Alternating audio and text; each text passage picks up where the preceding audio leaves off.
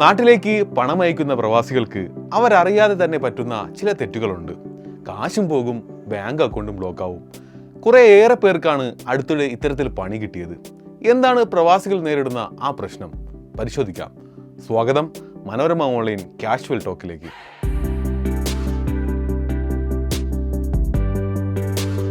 കഴിഞ്ഞ ദിവസം എനിക്കൊരു ഫോൺ കോൾ വന്നു. ദുബായിൽ വലിയ ശമ്പളത്തിൽ ജോലി ചെയ്യുന്ന ഒരു സുഹൃത്താണ് വിളിച്ചത്. അവന് കുറച്ച് പണം അത്യാവശ്യമായി വേണം. അവൻ്റെ ശബ്ദത്തിൽ എന്തോ പന്തികേട് തോന്നിയ ഞാൻ കൂടുതൽ കാര്യങ്ങൾ അന്വേഷിച്ചു. മറുപടി ഞെട്ടിക്കുന്നതായിരുന്നു. അവൻ്റെ നാട്ടിലെ ബാങ്ക് അക്കൗണ്ടുകളെല്ലാം പോലീസ് ബ്ലോക്ക് ചെയ്തിരിക്കുന്നു. അവൻ നാട്ടിലേക്ക് പണം അയച്ചതാണ് ഇതിനെല്ലാം കാരണം. ഇന്നത്തെ എപ്പിസോഡിൽ പറയാൻ ഉദ്ദേശിക്കുന്നത് പ്രവാസികൾ നാട്ടിലേക്ക് പണം അയക്കുന്നതിനെക്കുറിച്ചാണ്. പങ്കാളിയുടെ പേരിലാണോ അതോ മാതാപിതാക്കളുടെ പേരിലാണോ പ്രവാസി പണം അയക്കേണ്ടത്? NRI അക്കൗണ്ടാണോ NRO അക്കൗണ്ടാണോ നല്ലത്? മണി എക്സ്ചേഞ്ചുകളിൽ ശ്രദ്ധിക്കേണ്ടത് എന്തൊക്കെയാണ്? ഒരൊറ്റ തെറ്റിൽ ലക്ഷങ്ങൾ നഷ്ടമാകുന്നത് എങ്ങനെയാണ്? ഞാൻ പെട്ടെന്ന് പറഞ്ഞു തരാം. ശരി, തുടക്കത്തിൽ പറഞ്ഞ കഥയിലേക്ക് തിരിച്ചു വരാം.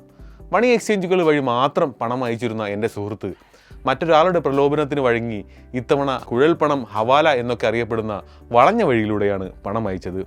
മണി എക്സ്ചേഞ്ചുകൾ പറഞ്ഞതിനേക്കാൾ കൂടുതൽ പണം നാട്ടിലെ അക്കൗണ്ടിലേക്ക് കൃത്യസമയത്ത് എത്തുകയും ചെയ്തു. ഒരു ദിവസം പോലീസ് സ്റ്റേഷനിൽ നിന്ന് വെളിയെത്തിയപ്പോഴാണ് കാര്യങ്ങൾ കീഴ്മേൽ മറിഞ്ഞത്. ആദ്യം എന്തെങ്കിലും പ്രാങ്ക് ആകുമെന്ന് കരുതി. പക്ഷേ സ്റ്റേഷനിലെത്തിയപ്പോഴാണ് ചതി മനസ്സിലാകുന്നത്. കള്ളപ്പണം വെളുപ്പിക്കൽ നടത്തുന്ന ഏതോ ഗൂഢസംഘത്തിൻ്റെ കെണിയിൽപ്പെടുകയായിരുന്നു എൻ്റെ സുഹൃത്ത്. പിന്നാലെ ബാങ്ക് അക്കൗണ്ടുകളെല്ലാം തടഞ്ഞു വയ്ക്കപ്പെട്ടു. ഇനി മണി എക്സ്ചേഞ്ചിലൂടെ മാത്രം പണം അയച്ച മിസ്റ്റർ എക്സ് എന്നയാളുടെ അനുഭവം കൂടി കേൾക്കാം. സാധാരണ പോലെ മണി എക്സ്ചേഞ്ചിൽ എത്തിയപ്പോഴാണ് ഇന്ന് നാട്ടിലേക്ക് പണം അയക്കാൻ ഫീസ് ഇല്ലെന്ന ബോർഡ് മിസ്റ്റർ എക്സ് കാണുന്നത്. UAE പോലുള്ള രാജ്യങ്ങളിൽ 15 മുതൽ 20 ദിർഹം വരെയാണ് ഇത്തരത്തിൽ ഫീസ് ഈടാക്കുന്നത്. ഇത് കുറഞ്ഞു കിട്ടുമല്ലോ എന്ന് കരുതിയ ഇദ്ദേഹം നാട്ടിലേക്ക് വലിയൊരു പണം അയച്ചു.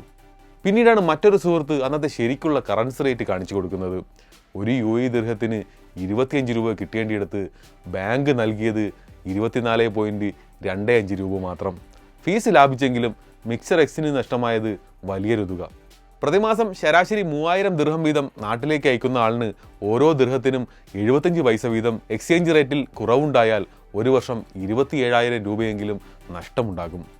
ഇത് മിസ്റ്റർ എക്സിൻ്റെ മാത്രം കഥയല്ല. മിക്ക പ്രവാസികളും എല്ലാ മാസവും ഇങ്ങനെയൊരു സന്ദർഭത്തിലൂടെ കടന്നു പോകാറുണ്ട്. നാട്ടിലേക്ക് പണം അയക്കുമ്പോൾ ചില കാര്യങ്ങൾ ശ്രദ്ധിച്ചില്ലെങ്കിൽ സാമ്പത്തിക നഷ്ടത്തിനൊപ്പം നിയമക്കുരുക്കുകളിൽപ്പെടാനും സാധ്യതയുണ്ട്. നാട്ടിലേക്ക് പണം അയക്കാനുള്ള സുരക്ഷിതവും വേഗത്തിലുള്ളതുമായ മാർഗം മണി എക്സ്ചേഞ്ചുകളെ ആശ്രയിക്കുക എന്നതാണ്. പക്ഷേ എങ്ങനെയാണ് ഈ മണി എക്സ്ചേഞ്ചുകൾ പ്രവർത്തിക്കുന്നതെന്ന് നിങ്ങൾ എപ്പോഴെങ്കിലും ചിന്തിച്ചിട്ടുണ്ടോ? നോക്കൂ, മണി എക്സ്ചേഞ്ചുകൾക്ക് പണം സ്വീകരിക്കുന്ന രാജ്യത്തെയും അയക്കുന്ന രാജ്യത്തെയും ബാങ്കുകളുമായി സഹകരണമുണ്ടാവും. നമ്മൾ കൊടുക്കുന്ന പണം ഈ ബാങ്കുകളുടെ സഹായത്തിലൂടെയാണ് എക്സ്ചേഞ്ചുകൾ നാട്ടിലേക്ക് എത്തിക്കുന്നത്. പക്ഷേ ഇങ്ങനെ ചെയ്യുമ്പോൾ മണി എക്സ്ചേഞ്ചുകളുടെ ലാഭം എന്താണ്? രാജ്യാന്തര വിപണിയിൽ ബാങ്കുകൾ തമ്മിൽ കറൻസി കൈമാറ്റം നടത്തുന്ന യഥാർത്ഥ നിരക്കാണ് ഇന്റർ ബാങ്ക് റേറ്റ് അല്ലെങ്കിൽ മിഡ് മാർക്കറ്റ് റേറ്റ് എന്ന് പറയുന്നത്. എന്നാൽ ഉപഭോക്താക്കൾക്ക് നൽകുന്നത് ഇതിനേക്കാൾ കുറഞ്ഞ നിരക്കായിരിക്കും. ഈ രണ്ട് നിരക്കുകൾ തമ്മിലുള്ള വ്യത്യാസമാണ് ഇവരുടെ ലാഭം. പലപ്പോഴും ഗൂഗിളിൽ ഇന്ത്യൻ രൂപയും UAE ദിർഹവും തമ്മിലുള്ള നിരക്ക് നമ്മൾ പരിശോധിക്കുമെങ്കിലും എക്സ്ചേഞ്ചിലെത്തിയാൽ അത് കിട്ടാറില്ല. ഇവിടെ നിങ്ങൾക്ക് സ്മാർട്ടായി നാട്ടിലേക്ക് പണമയക്കാൻ പ്ലാൻ ഉണ്ടെങ്കിൽ എപ്പോഴും മിഡ് മാർക്കറ്റ് റേറ്റാണ് പരിശോധിക്കേണ്ടത്. ബാങ്കിലോ എക്സ്ചേഞ്ചിലോ പോകുന്നതിന് മുമ്പ് ലൈവ് ഇന്റർ ബാങ്ക് റേറ്റ് എത്രയെന്ന് വിശ്വസനീയമായ സാമ്പത്തിക വെബ്സൈറ്റുകളിലൂടെ പരിശോധിക്കണം. വിവിധ ഡിജിറ്റൽ പ്ലാറ്റ്ഫോമുകളിലെ നിരക്കുകൾ പരിശോധിക്കാനും മറക്കരുത്. ഡിജിറ്റൽ റെമിറ്റൻസ് പ്ലാറ്റ്ഫോമുകൾ താരതമ്യേന കുറഞ്ഞ മാർക്കപ്പ് നിരക്കുകൾ നൽകാറുണ്ട്. ചാർജുകളും റേറ്റ് വ്യത്യാസങ്ങളും കൃത്യമായി താരതമ്യം ചെയ്ത് മാത്രം അനുയോജ്യമായ വഴി തിരഞ്ഞെടുക്കുക. ഇനി ഏത് അക്കൗണ്ടിലേക്ക് പണം അയക്കണമെന്ന ചോദ്യത്തിലേക്ക് വരാം. പല പ്രവാസികൾക്കും ഇപ്പോഴും നാട്ടിലെ ഏത് അക്കൗണ്ടിലേക്കാണ് പണം അയക്കേണ്ടതെന്ന കാര്യത്തിൽ കൺഫ്യൂഷനുണ്ട്. പ്രവാസികൾക്കായി പ്രധാനമായും 2 തരം ബാങ്ക് അക്കൗണ്ടുകളാണുള്ളത്. ഒന്ന് NRI അല്ലെങ്കിൽ നോൺ റെസിഡൻറ്റ് എക്സ്റ്റേണൽ അക്കൗണ്ട്. വിദേശത്ത് നിന്നുള്ള വരുമാനം അയക്കാൻ വേണ്ടി മാത്രമുള്ള അക്കൗണ്ടാണിത്. ഇതിലെ നിക്ഷേപങ്ങൾക്ക് ലഭിക്കുന്ന പലിശയ്ക്ക് ഇന്ത്യയിൽ 100% നികുതി ഇളവുണ്ട്. എത്ര രൂപ വേണമെങ്കിലും വിദേശത്തേക്ക് തിരികെ കൊണ്ടുപോകാമെന്നതും ഈ അക്കൗണ്ടിൻ്റെ പ്രത്യേകതയാണ്. മറ്റൊന്ന് NRO അല്ലെങ്കിൽ നോൺ റെസിഡൻറ്റ് ഓർഡിനറി അക്കൗണ്ടാണ്. നിങ്ങൾ ഒരു പ്രവാസിയാണെങ്കിലും ഇന്ത്യയിൽ നിന്ന് ലഭിക്കുന്ന വരുമാനം സൂക്ഷിക്കാവുന്ന അക്കൗണ്ടാണിത്. ഈ അക്കൗണ്ടിൽ നിന്ന് കിട്ടുന്ന പലിശയ്ക്ക് സാധാരണ സർചാർജും സെസ്സുമെല്ലാം ചേർത്ത് 31.2% വരെ ബാങ്കുകൾ TDS പിടിക്കാറുണ്ട്. ഒരു സാമ്പത്തിക വർഷത്തിൽ പരമാവധി $10 ലക്ഷം മാത്രമേ വിദേശത്തേക്ക് തിരികെ കൊണ്ടുപോകാനും കഴിയൂ. വിദേശത്ത് ലഭിക്കുന്ന ശമ്പളം അബദ്ധത്തിൽ പോലും NRO അക്കൗണ്ടിലേക്ക് അയക്കരുത്. ഇനി അങ്ങനെ അയച്ചാൽ ആ തുകയ്ക്ക് ലഭിക്കുന്ന പലിശയ്ക്ക് ബാങ്കുകൾ സെസ് ഉൾപ്പെടെയുള്ള ഉയർന്ന നികുതി ഈടാക്കും.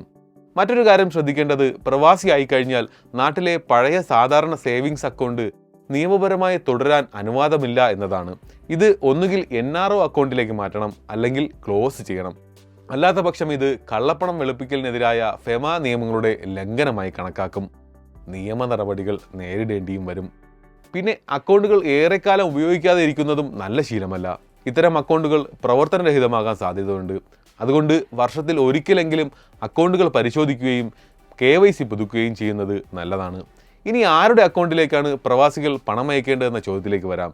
ഇന്ത്യയിലെ ഇൻകം ടാക്സ് നിയമം അനുസരിച്ച് മാതാപിതാക്കൾ, മക്കൾ, പങ്കാളി, സഹോദരങ്ങൾ തുടങ്ങിയ അടുത്ത ബന്ധുക്കൾക്ക് നൽകുന്ന പണത്തിന് സാധാരണ നികുതി ബാധകമല്ല. പ്രവാസികൾ മാതാപിതാക്കൾക്കോ അടുത്ത ബന്ധുക്കൾക്കോ പണം അയച്ചാൽ വ്യക്തിഗതമായി നൽകേണ്ടി വരുന്ന നികുതിയിൽ നിന്ന് ഒഴിവാക്കാം. ഇൻകം ടാക്സ് നിയമത്തിലെ ഗിഫ്റ്റ് ടാക്സ് ഇളവ് ഇവിടെ പ്രയോജനപ്പെടുത്താവുന്നതാണ്. പക്ഷേ സുഹൃത്തുക്കളുടെ അക്കൗണ്ടിലേക്ക് സ്ഥിരമായി പണം അയക്കാതിരിക്കുന്നതാണ് നല്ലത്. അങ്ങനെയൊരു ശീലം ചിലപ്പോൾ പ്രവാസിക്കും സുഹൃത്തിനും നിയമക്കുരുക്കുകൾ ഉണ്ടാക്കിയേക്കും.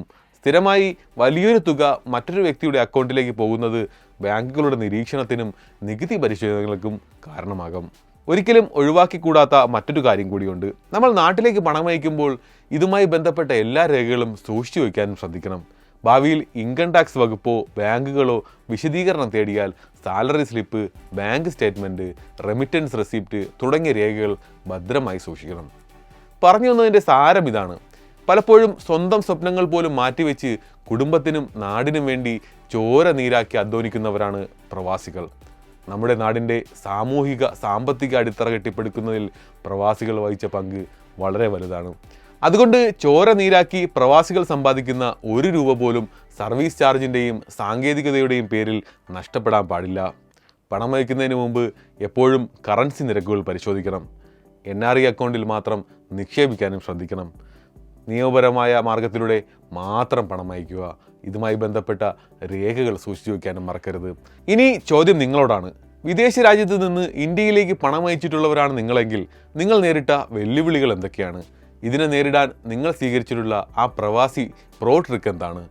ഹവാല പോലുള്ള കെണികളിൽപ്പെട്ട കഥ നിങ്ങൾക്കും പറയാനുണ്ടോ? അനുഭവങ്ങൾ കമൻറ്റായി രേഖപ്പെടുത്താനും മറക്കരുത്.